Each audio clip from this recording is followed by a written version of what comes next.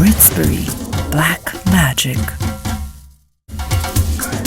Ritzbury Black Magic.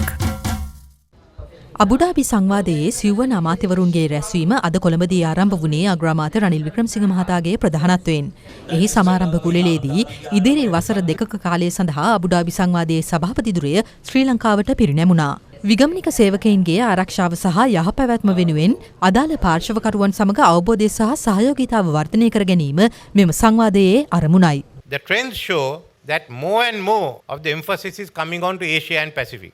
දැන් ලෝකෙම අවධානය නැඹුරු වී තිබෙන්නේ ආසියා පැසිෆික් කලාපයටයි. දකුණු අප්‍රිකාවේ සිට ඉන්දුනීසියාව දක්වා වූ සමස්ත කලාපයම ලෝකෙම වේගින්ම වර්ධනය වන ආර්ථික කලාපය බවට පත්වෙමින් තිබෙනවා. අපි කොහොමද එහි වාසිය ලබා ගන්නේ? එහිදී ශ්‍රී ලංකාව බලාපොරොත්තු වන්නේ මෙම අවස්ථාව උපයෝගී කරගනිමින් ඉන්දියන් සාගරයේ කේන්ද්‍රස්ථානය බවට පත්වීමටයි. සැපයුමේ කේන්ද්‍රස්ථානය වගේම ව්‍යාපාරික කේන්ද්‍රස්ථානය ලෙස රට දියුණු කරන ගමන් රටේ ආර්ථික වර්ධනය ඉලක්ක කරගත් සංවර්ධන කලාප පිහිටුවීමට අපි දැන් කටයුතු ආරම්භ කර තිබෙනවා.